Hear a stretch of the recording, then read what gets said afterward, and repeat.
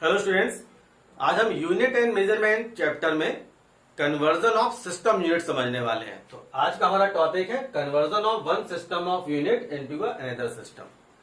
Physical quantity को लिखने के लिए या रिप्रेजेंट करने के लिए हम जिस सिस्टम का इस्तेमाल करते हैं, जिस सिस्टम को इंटरनेशनली यूज करते हैं, उसको एक नाम दिया गया है, दैट इज द एसआई, जो आपको अच्छी तरीके से पता है। इसके अलावा भी हम यूनिट्स को या फिजिकल क्वांटिटीज को किसी अनदर फॉर्मेट में भी लिख सकते हैं। वो फॉर्मेट है CGS,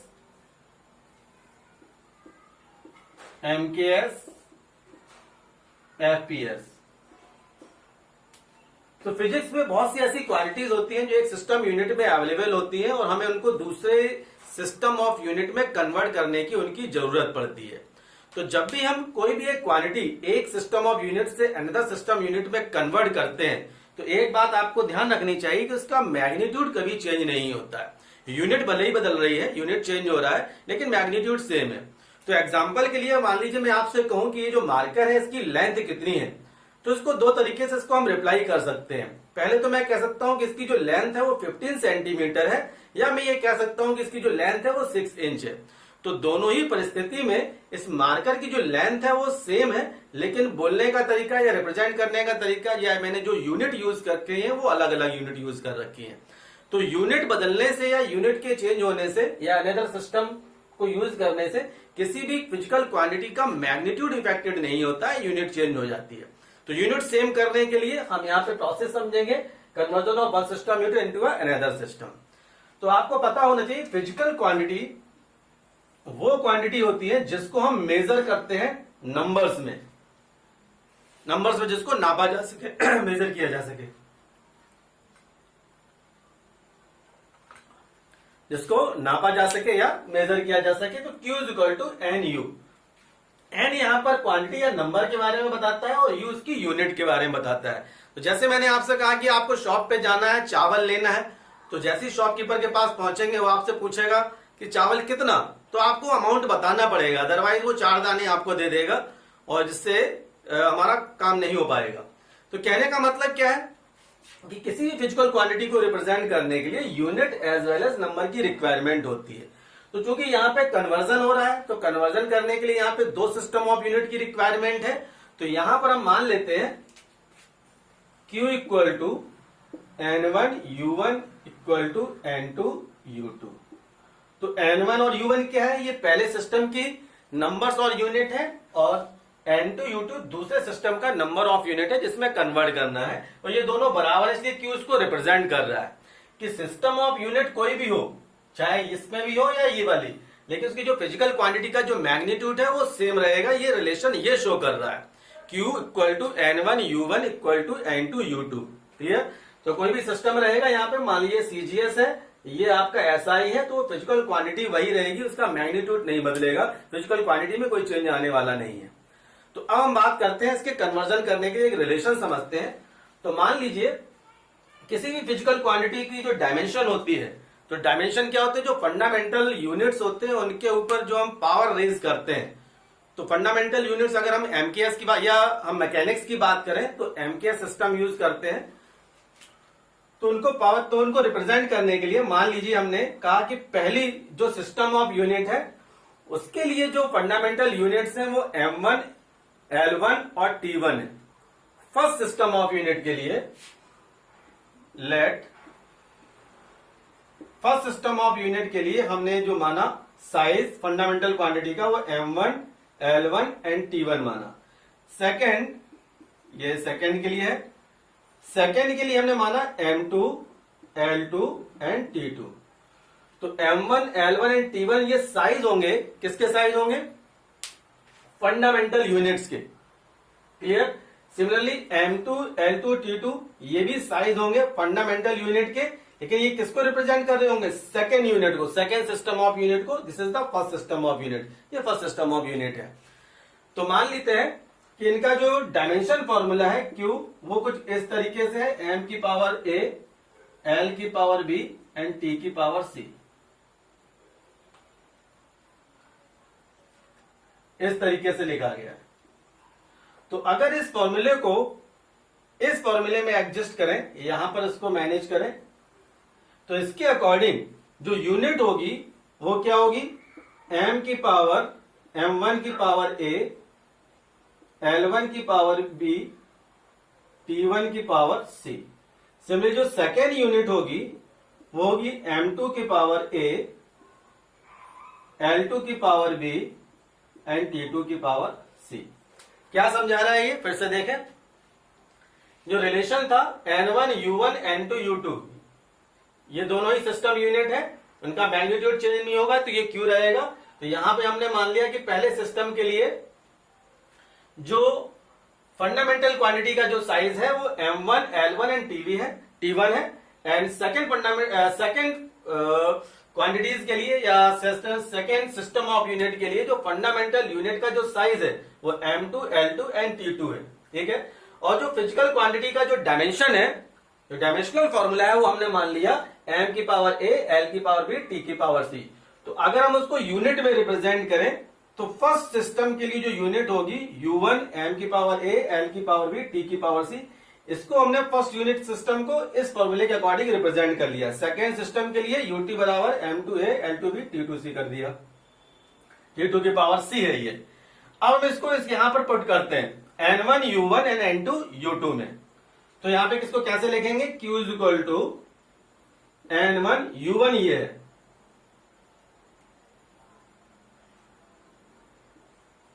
M1A L1B T1C equal to N2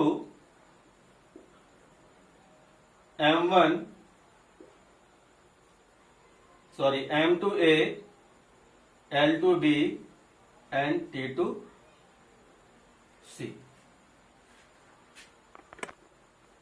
तो इस रिलेशन से, क्योंकि ये दोनों क्यू फंडामेंटल क्वांटिटी के बराबर है, तो इस रिलेशन से हम N2 की वैल्यू निकाल लेते हैं। N2 की वैल्यू क्यों निकाल रहे हैं, क्योंकि this is the first system, this is second system, second system में हमें कन्वर्ट करके देना है, इसलिए N2 ले रहे हैं। ये ऑलरेडी है, इसमें कन्वर्ट करना है, तो जिसमें कन्वर्ट करना है हम उसकी वैल्यू को यहां पे निकाल रहे हैं। तो इसका रिलेशन मैं यहां पे लिखने जा रहा हूं।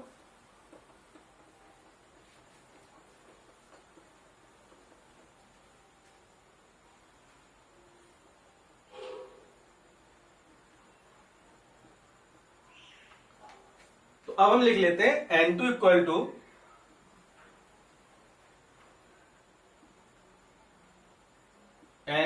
इक्वल टू क्या आ जाएगा, N1 M1 अपॉन M2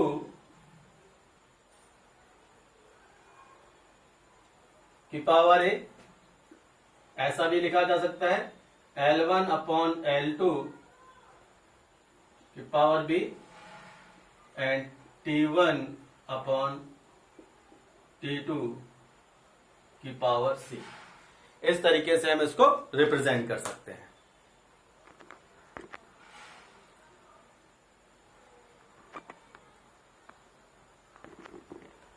तो हम एक क्वेश्चन करते हैं इसको समझने के लिए।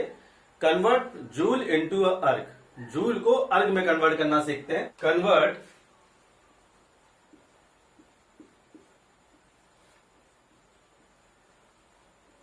जूल टू अर्ग।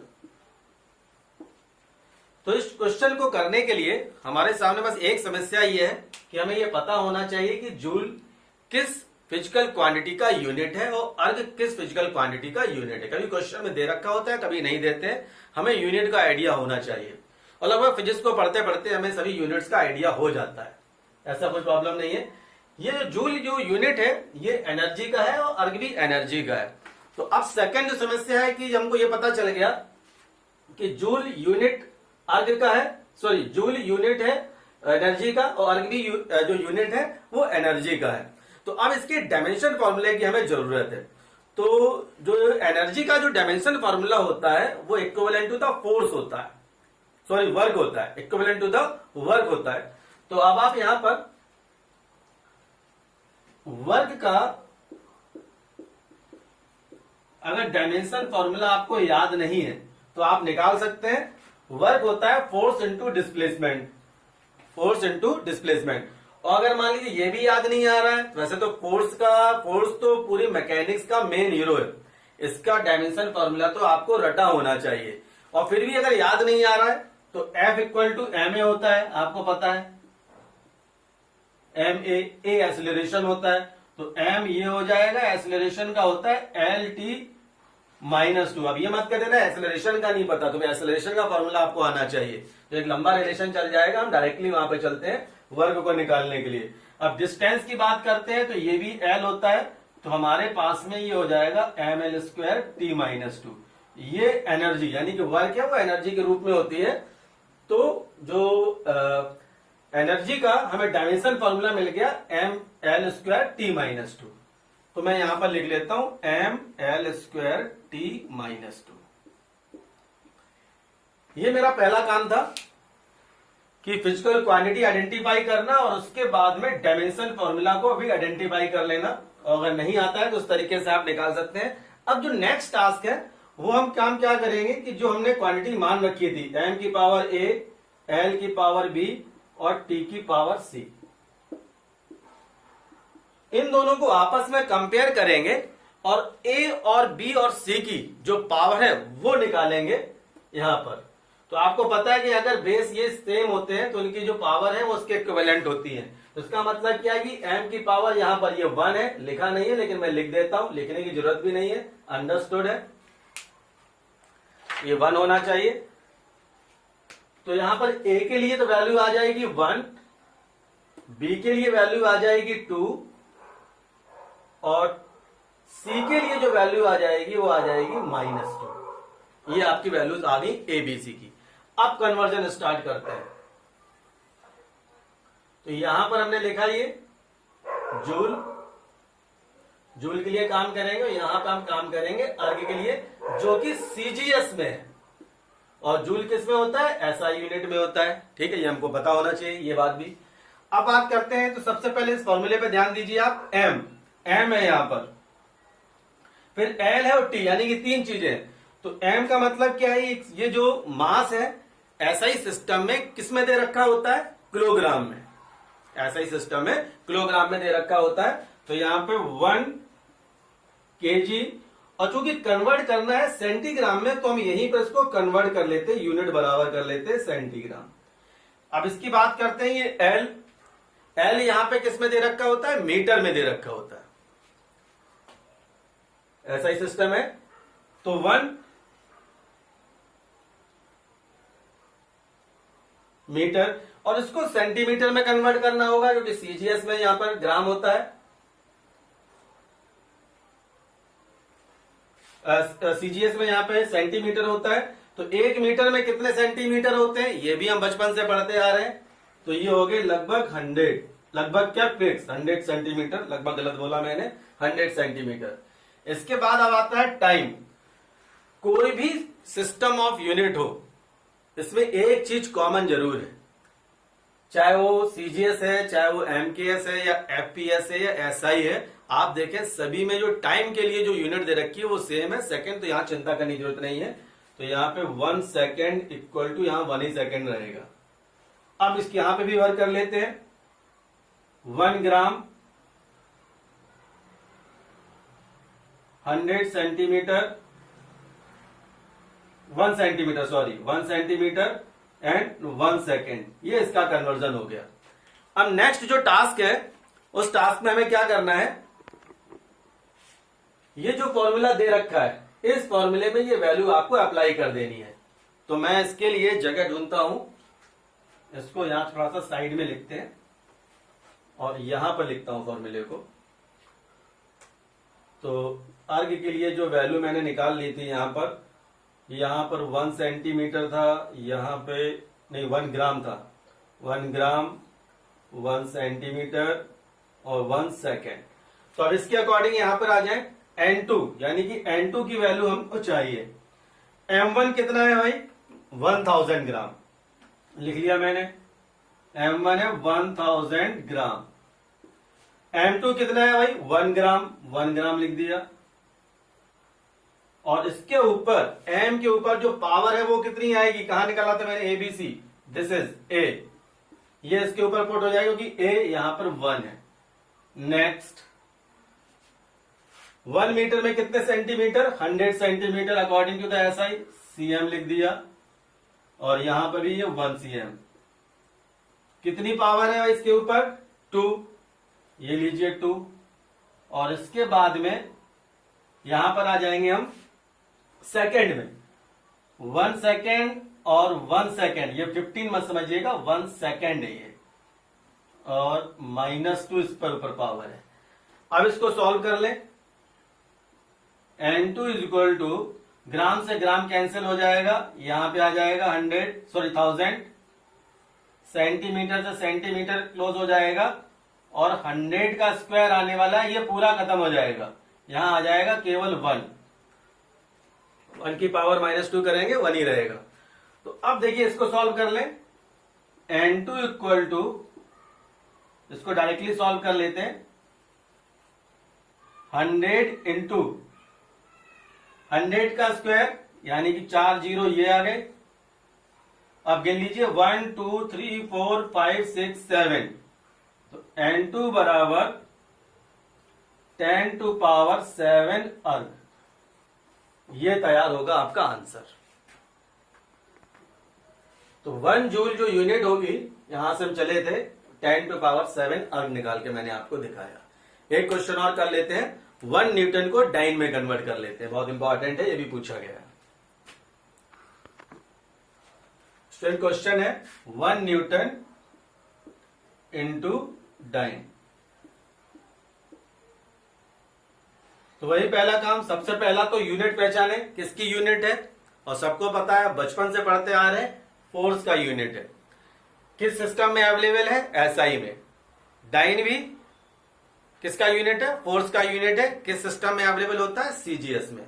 अब दूसरा टास्क है किसका, डायमेंशन फॉर्मूला फाइंड आउट करना। तो डायमेंशन फॉर्मूला फाइंड आउट कर लेते हैं। अभी देखिए मैंने F equal to m a निकाला था, याद नहीं है तो फिर से इसी तरीके से आप कर सकते हैं। F equal to m a, ये हो गया m, एक्सीलरेशन हो गया LT-2। तो MLT-2 इसका फॉर्मूला बन गया। डायमेंशन फॉर्मूला हमको मिल गया फोर्स का, क्या है, MLT-2।